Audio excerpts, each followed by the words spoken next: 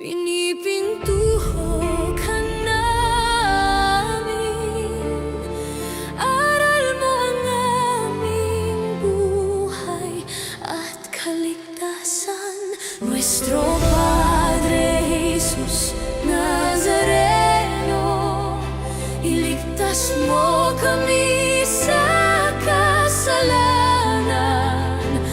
Ang krus mong pinamatayan ay sagisag ng aming kaligtasan. Nuestro Padre Jesus Nazareno, dinaranggal ka namin. Nuestro Padre Jesus Nazareno, niluluwalhati ka namin. Nuestro Padre Jesus Nazareno, dinaranggal ka namin. Nuestro Padre Jesus Nazareno, niluluwalhati ka namin. Nuestro Padre Jesus Nazareno, sinasamba ka namin. Pinipintuho ka namin, aral mo ang aming buhay at kaligtasan. Nuestro Padre Jesus Nazareno, iligtas mo kami sa kasalanan. Ang krus mong pinamatayan ay sagisag ng aming kaligtasan. Nuestro Padre Jesus Nazareno, dinaranggal ka namin. Nuestro Padre Jesus Nazareno, niluluwalhati ka namin. Nuestro Padre Jesus Nazareno, dinaranggal ka namin. Nuestro Padre Jesus Nazareno, niluluwalhati ka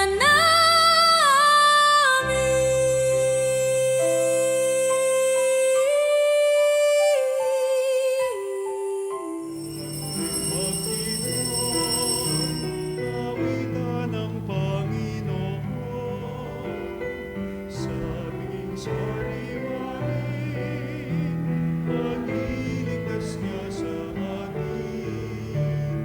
Sa aming sariwain, pag-iligtas niya sa atin.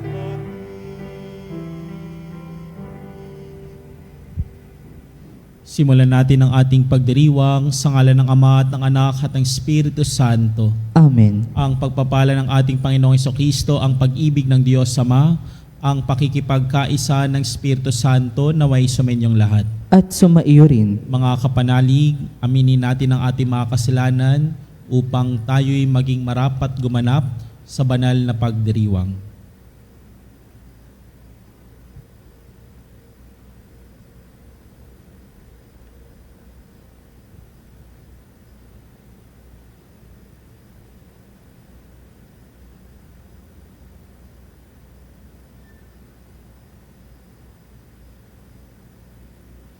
Inaamin ko sa makapangyarihang Diyos At sa inyong mga kapatid, na lubha akong nagkasala sa isip, sa salita, sa gawa, at sa aking pagkukulang. Kaya isinasamo ko sa mahal na Birheng Maria, sa lahat ng mga anghel at mga banal, at sa inyo mga kapatid, na ako'y ipanalangin sa Panginoong ating Diyos.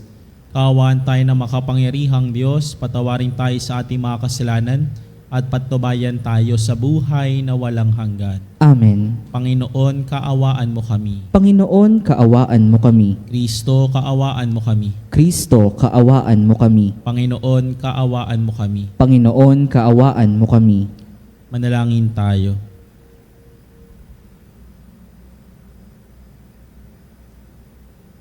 Ama naming makapangyarihan, pakundangan sa pagpapakumbaba ng anak mong masunurin, ibinangon mo sa pagkadapa ang sangkatauhang masuwayin. Ipagkulong mo sa amin ang banal na kagalakan upang kaming sinagip mo sa kaalipinan ay magkamit ng iyong ligayang walang katapusan sa pamamagitan ng Kristo kasama ng Espiritu Santo magpasa walang hanggan. Amen. Pagbasa mula sa aklat ni Propeta Oseas. Ang Israel ay tulad ng punong ubas na mayabong at hitik ng bunga. Habang dumarami ang kanyang bunga, dumarami naman ang itinatayon niyang dambana. Habang umuunlad ang kanyang lupain, ay lalo nilang pinapagpapala ang mga haliging sinasamba nila. Marumi ang kanilang puso. Ngayoy dapat nilang pagdusahan ang kanilang kasamaan. Wawasakin ng Panginoon ang kanilang mga dambana at sisirain ang mga haliging sinasamba nila. Di magtatagal at sasabihin nila, wala kaming hari sapagkat hindi kami natatakot sa Panginoon. At ano ang magagawa para sa amin ng isang hari? Ang hari ng Samaria ay mawawalang parang bula. Wawasakin ang mga dambana sa burol ng Aven na naging dahilan ng pagkakasala ng Israel. Tutubuan ng mga tinik at dawagan ang kanilang mga dambana. Sasabihin nila sa kabundukan, takpan ninyo kami. At sa kaburulan, tabunan ninyo kami. Maghasik kayo ng katuwiran at mag-aani kayo ng pagpapala bunga ng katapatan ninyo sa akin. Bungkalin ninyo uli ang pinabayaang lupa sapagkat panahon na upang hanapin ang Panginoon. Lalapit siya sa inyo at pauulanan kayo ng biyaya. Ang salita ng Diyos. Salamat sa Diyos. Hanapin ang poon lagi, sa harap niya'y manatili. Hanapin ang poon lagi, sa harap niya'y manatili. Siya ay purihin, suubin ng awit, ating papurihan. Ang kahangahangang mga gawa niya'y dapat na isaysay. Tayo ay magalak, yamang lahat tayo ay tunay na Kanya. Ang Kanyang pangalan, ang pangalang banal, napakadakila. Lahat ng may nais maglingkod sa poon, dapat na magsaya. Hanapin ang poon lagi, sa harap niya'y manatili. Siya ay hanapin, at ang kanyang lakas ay siyang asahan. Siya ay hanapin upang mamalagi sa kanyang harapan. Ating gunitain ang kahangahangan niyang mga gawa, ang kanyang paghatol, gayon din ang kanyang ginawang mga himala. Hanapin ang poon lagi, sa harap niya manatili. Ito'y nasaksihan ng mga alipit anak ni Abraham. Gayon din ang lahat ng anak ni Jacob na kanyang hinirang. Ang Panginoong Diyos ay ang Panginoon, siya ang ating Diyos. Sa kanyang paghatol ay ang nasasaklaw buong sansinukob. Hanapin ang poon lagi, sa harap niya manatili.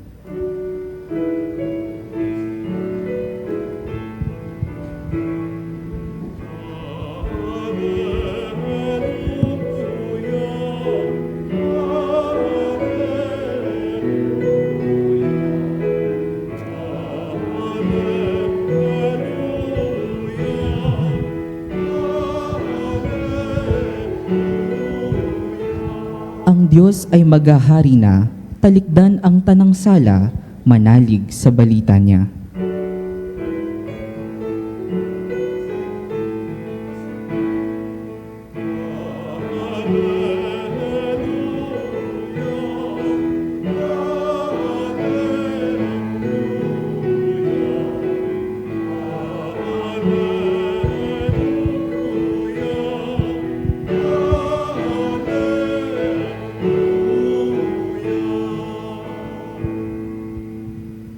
Sumainyo ang Panginoon. At sumaiyo rin. Ang mabuting balita ng Panginoon ayon kay San Mateo. Papuri sa iyo, Panginoon.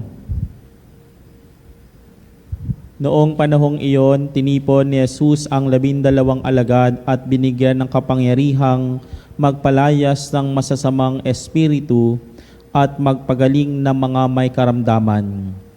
Ito ang pangalan ng 12 apostol. Si Simon na tinatawag na Pedro at si Andres na kanyang kapatid, sina Santiago at Juan na mga anak ni Zebedeo, sina Felipe at Bartolome, si Tomas at si Mateo na publikano, si Santiago na anak ni Alfeo, at si Tadeo, si Simong Makabayan at si Judas Iscariote ang nagkanulo kay Jesus. Ang 12 ito'y sinugo ni Jesus at kanyang pinagbilinan. Huwag kayong pupunta sa lugar ng mga hentil o sa alinmang bayan ng mga Samaritano. Sa halip ay hanapin ninyo ang mga nawawalang tupa ng sambahayan ng Israel. Humayo kayo at ipangaral ninyo na malapit na maghari ang Diyos. Ang mabuting balita ng Panginoon. Pinupuri ka namin, Panginoong Hesukristo. Narinig natin sa ating ebanghelyo ngayon mula sa ebanghelyo ni Mateo na tumawag si Jesus ng mga lalaki para maging kanyang katuwang sa paglilingkod. At pinangalanan niya yung 12 iyon at pagkatapos pangalanan ay meron silang misyon na gagawin. Ano nga ba ang itinuturo sa atin ng ating ebanghelyo ngayon? Unang-una, kapansin-pansin na yung mga lalaki ay ordinaryo. Ibig sabihin, pag sinabing ordinaryo, katulad natin, publikano, simpleng mangingisda, diba? Taxpayer, yung iba, at marami katulad din natin makasalanan. But despite of their ordinariness, Jesus asked them to do an extraordinary mission. Kahit ordinaryo sila, tinawag sila para sa isang extraordinaryong misyon. Ganon din tayong mga anak ng Diyos. Tayo'y ordinaryo. Yung iba sa atin, driver, yung iba sa atin sa bahay lang, yung iba sa atin nagtuturo. Pero lahat tayo'y tinatawag na gumawa ng extraordinaryo. At ano yung extraordinaryo? Maging mabuting tao. Ipahayag yung kabutihan ng Diyos, ipahayag yung kanyang mabuting balita. Pero madalas, ang nangyayari sa atin, lagi nating tinitignan yung ating estado. Madalas sa simbahan, ganyan ang naririnig natin eh. Hindi naman ako karapat-dapat o hindi ko pa oras. Sino bang karapat-dapat? Hihintayin ba natin na maging handa tayo bago tayo tumugon sa tawag ng Diyos? Aantayin ba natin na maging perpekto tayo para tumugon sa Diyos? Itong mga narinig natin na 12, hindi naman sila tumugon na handa na sila. Hindi rin sila tumugon dahil perfect sila. Sila ay tumugon at alam nila hindi sila pababayaan ni Jesus. Kaya nga isang beses naalala ko yung sabi nung isang parishioner na in-invite ko mag-serve, Father, kapag mabait na ako, Father, kapag perfect na ako. At ang sabi ko na lang, kailan pa yun? Kailan ka pa magiging perfect? Kailan ka ba magiging handa? Baka bukas, hindi natin alam, hinihingal ka na dyan. Di ba? Tinawag tayo ni Jesus, iniimbitahan tayo ni Jesus dahil alam niya, meron tayong maiaambag, maitutulong sa kanyang simbahan. Hindi niya sinabing, kailangan ko 100% ang maiaambag mo. Hindi. Ang kailangan lang ng Diyos ay ang ating oo sa Kanya. Handang makinig, handang sumunod sa Kanya. Nawa itong ibanghelyong ating narinig ay magsilbing inspirasyon sa atin na hindi natin kailangang maging perpekto muna, na hindi natin kailangan na maging handa muna para sumunod sa Diyos. Pinakita na sa atin ng 12 apostoles, ipinakita na sa atin ng mga sumunod kay Jesus na hindi sila perpekto. Pero ibinigay nila yung sagot na oo kay Jesus. At sana ganoon din tayo. Meron tayong maiaambag. Meron tayong maibibigay sa simbahan at higit sa lahat sa Diyos. Ang kailangan lang natin ay ang ating matamis na oo sa Kanya. Dahil sa bawat pagtugon natin, hindi natin alam, baka yung milagrong ibibigay sa atin ng Diyos ay dumaloy mula sa atin at magkaroon ng kaganapan sa bawat isa.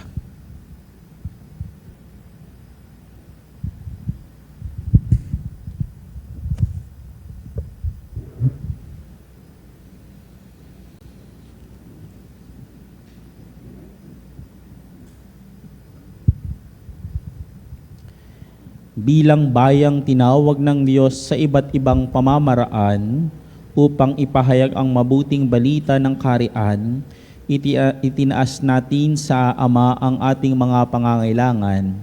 Siya na patuloy na nagmamalasakit sa atin. Diyos na tumatawag sa amin, panatilihin mo kami. Diyos na tumatawag sa amin, panatilihin mo kami. Yaong mga tinawag sa simbahan upang mamuno sa sambayanan ng Diyos, naway maging matapang sa pagpapahayag ng Ebanghelyo ni Hesukristo saan mang bahagi ng daigdig. Manalangin tayo sa Panginoon. Diyos na tumatawag sa amin, panatilihin mo kami. Ang mga naghahangad na makita ang Diyos, naway makatagpo ng kaliwanagan ng diwa at makatugon ng buong puso sa paanyaya ng Diyos na makapiling siya. Manalangin tayo sa Panginoon. Diyos na tumatawag sa amin, panatilihin mo kami. Ang mga kabataan, naway makilala ang tinig ni Kristo na tumatawag sa kanila sa buhay paglilingkod. Manalangin tayo sa Panginoon. Diyos na tumatawag sa amin, panatilihin mo kami. Ang mga may sakit, naway makatanggap ng kasiyahan at kalakasan mula sa mga nag-aaruga sa kanila. Manalangin tayo sa Panginoon. Diyos na tumatawag sa amin, papanatilihin mo kami. Ang ating mga mahal na yumao, naway mamahinga sa kapayapaan ng kaharian ni Kristo. Manalangin tayo sa Panginoon. Diyos na tumatawag sa amin, panatilihin mo kami. Sa ilang sandali ng katahimikan, ipanalangin natin ang kagalingan at natatanging kahilingan ng ating mga Eucharistic advocates.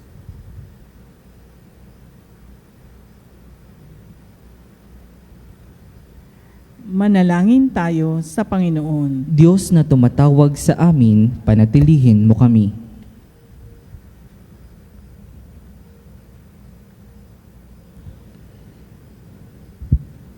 Makalangit na Ama, sa iyong pagtawag sa amin sa pang-araw-araw naming buhay, hayaan mong bigyan kami ng iyong espiritu ng lakas upang bigkasin ang mga katagang, Panginoon, narito ako, nakahandang sundin ang kalooban mo. Hiniling namin ito sa pamamagitan ni Kristo ang aming Panginoon. Amen.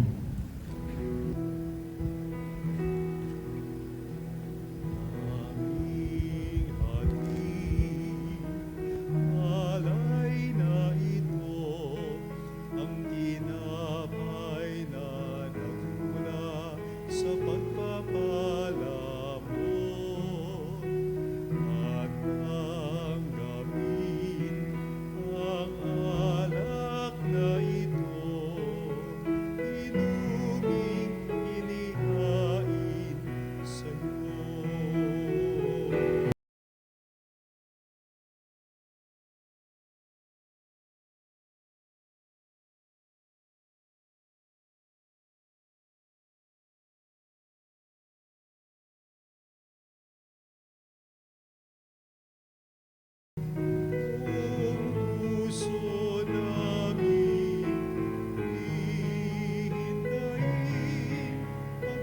Pagpapala na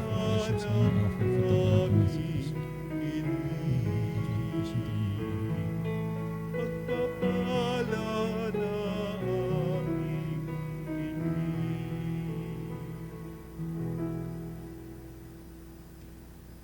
Manalangin kayo mga kapatid, upating paghahain ay kalugdan ng Diyos sa mga makapangyarihan. Tanggapin nawa ng Panginoon itong paghahain sa iyong mga kamay sa kapurihan niya at karangalan sa ating kapakinabangan at sa buong sambayanan niyang banal. Ama naming lumikha, ang paghahain namin sa iyong ngalan ay siya nawang sa amin dumalisay upang ito ay maging pagganap araw-araw ng aming paglipat sa buhay sa kalangitan sa pamamagitan ng Jesucristo kasama ng Espiritu Santo magpasa walang hanggan. Amen. Sumainyo ang Panginoon. At sumaiyo rin, Itaas sa Diyos inyong puso at diwa. itinaas na namin sa Panginoon. Pasalamatan natin ang Panginoong ating Diyos. Marapat na siya ay pasalamatan. Ama naming makapangyarihan, tunay ngang marapat ikaw ay aming pasalamatan. Ikinalugod mong likhain ang sanlibutan na iyong pinagbabago at idinarangal sa pamamagitan ng iyong anak na kinalulugdan. Kaya't utang na loob ng iyong mga itinatangi at ng mga banal na kapiling mong lagi ang iyong pagiliw at pagkakandili. Kaya kaisa na mga anghel nagsisiawit ng papuri sa iyo, nang walang humpay sa kalangitan, kami nagbubunyi sa iyong kadakilaan.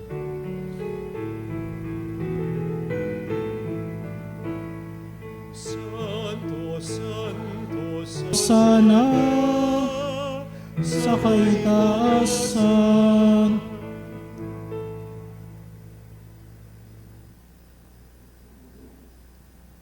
Ama naming banal, ikaw ang bukal ng tanang kabanalan.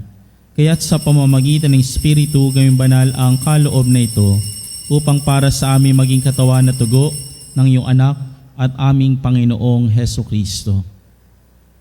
Bago niya pinagtiis ang kusang loob na maging handog, hinawakan niya ang tinapay.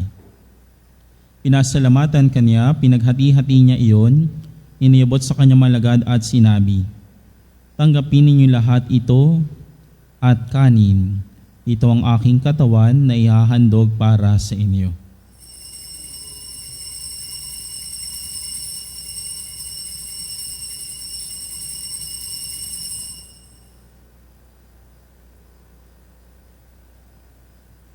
Ngayon din naman na matapos ang hapunan, hinawakan niya ang kalis. Muli kanyang pinasalamatan. Iniabot niyang kalis sa kanyang malagad at sinabi, "Tanggapin ninyo lahat ito at inumin. Ito ang kalis ng aking dugo ng bago walang hanggang tipan. Ang aking dugo na ibubuhos para sa inyo at para sa lahat sa kapagpapatawad ng mga kasalanan. Gawin ninyo ito sa pag-alaala sa akin."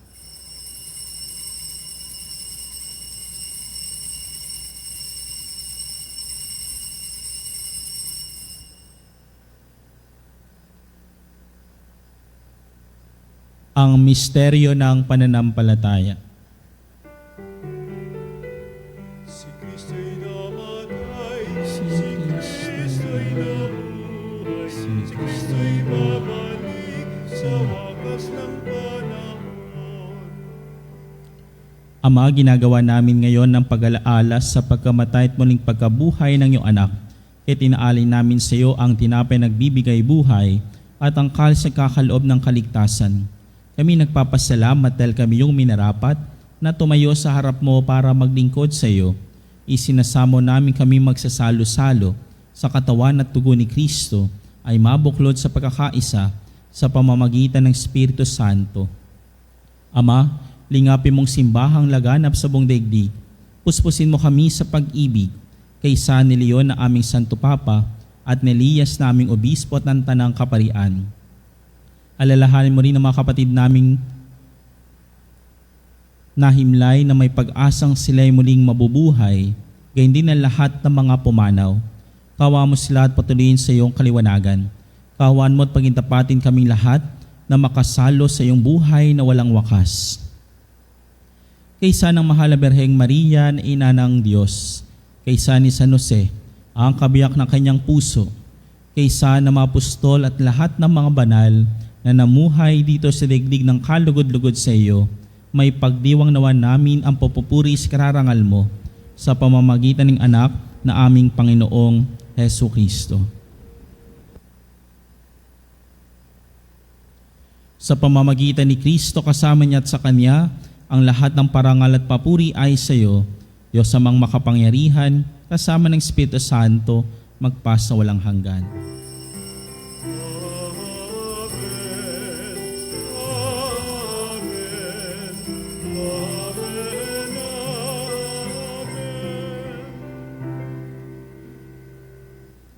Dumulog tayo sa Diyos na nagmamahal ng lubos.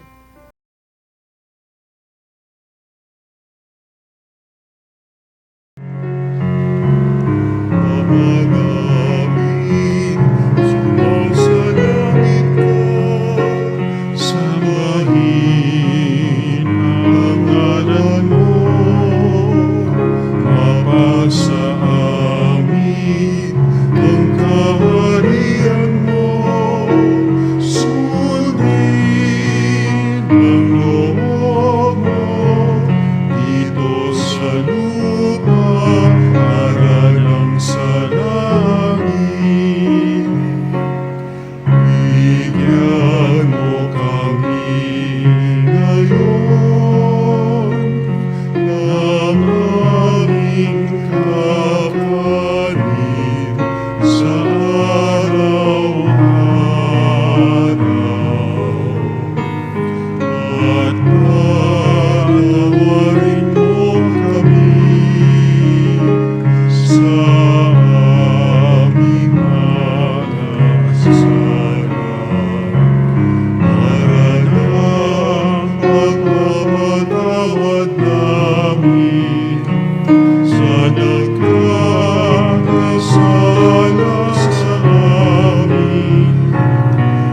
At wag mo kami ipahintulot sa tukso, at ianyag mo kami sa lahat ng masama.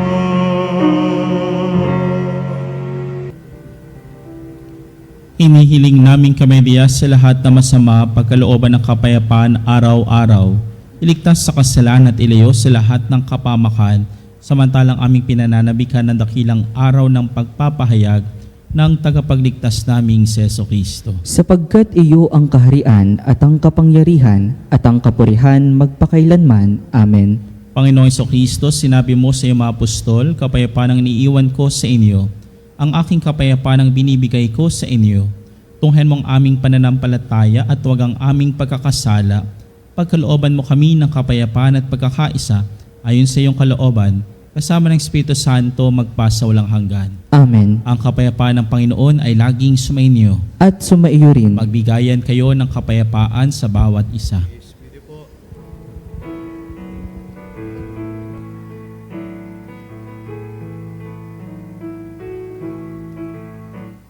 Kordero ng Diyos na nag-aalis ng mga kasalanan ng sanlibutan, maawa ka. Kordero ng Diyos.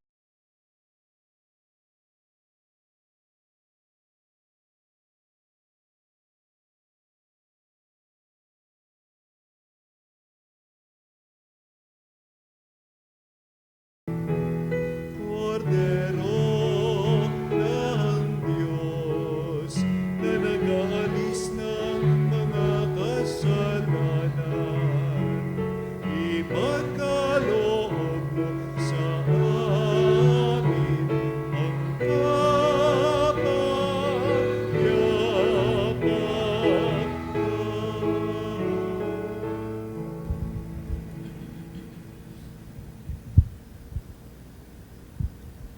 Ito ang kordero ng Diyos na nag-aalis ng mga kasalanan ng sanlibutan. Mapalad ang inaniyahan sa kaniyang piging. Panginoon, hindi ako karapat-dapat na magpatuloy sa iyo, ngunit sa isang salita mo lamang ay gagaling na ako.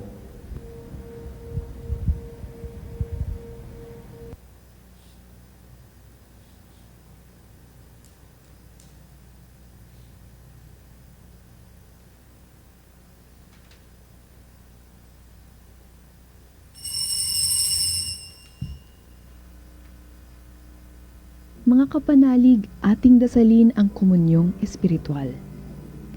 O Jesus, nananalig ako sa pananahan mo sa kabanal-banalang sakramento. Minamahal kita higit sa lahat at hangad ka ng aking kaluluwa. Hindi ko man matatanggap ngayon ang iyong katawan at dugo, inaasahan ko na patuloy kang mamumuhay sa aking puso. Naniniwala ako na narito ka at kaisa ka ng aking buong pagkatao. Huwag mong ipahintulot na mawalay ako sa iyo. Amen. Panalangin sa karangalan ng Nuestro Padre Jesus Nazareno. O Jesus Nazareno, katamis-tamisan naming manunubos, sa harap mo ngayon naririto kami't nangangayupapa at nagsisisi ng taos-puso sa aming pagiging walang turing sa iyo at paglimot sa di mabilang na mga biyaya mo, lalong-lalo na yaong mahalagang biyaya ng pagtutubos. Dinaramdam namin at pinagsisisihang labis, Panginoon ko, ang pagkakasala namin sa iyo. Ikinalulungkot namin ang pagiging dahilan ng pagpapasan mo ng krus na iyan sa gitna ng mga hirap at kapaitan, hanggang sa inihandog mo ang iyong buhay sa bundok ng Kalbaryo, sa pagkaibig mo lamang na matubos kami at ang sangkatauhan mula sa sala. Pakabanalin mo, O Panginoon, ang aming pagnanais at ipagtanggap mo sa amin ang iyong biyaya. Maging tagapamagitan nawa ang iyong ina, ang kalinis-linisang Birheng Maria.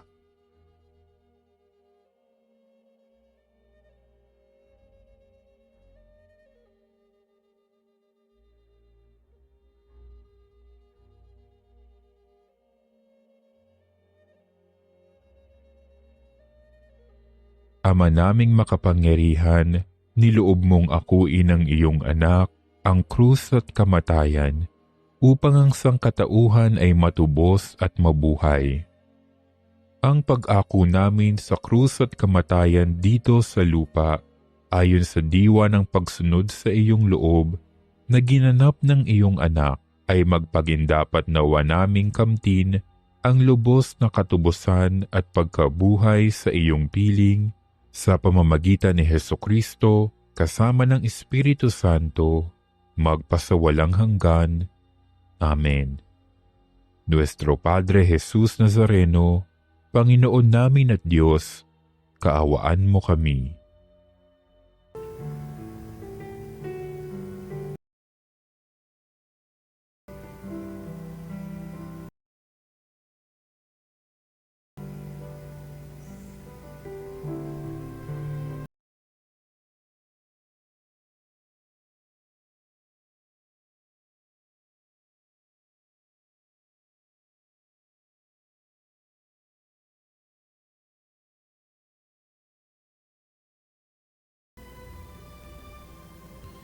Manalangin tayo.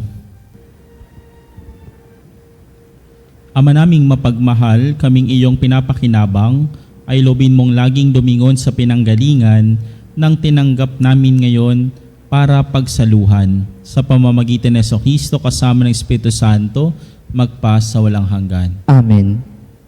Sumainyo ang Panginoon At sumaiyo rin. at pagpalain kayo ng makapangyarihan at mapagmahal na Diyos, Ama, Anak, at Espiritu Santo. Amen. Taglay ninyo ang pag-ibig at kapayapaan ni Kristo. Salamat sa Diyos.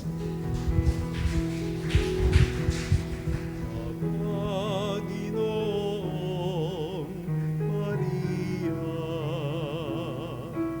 napupuno ka ng grasya,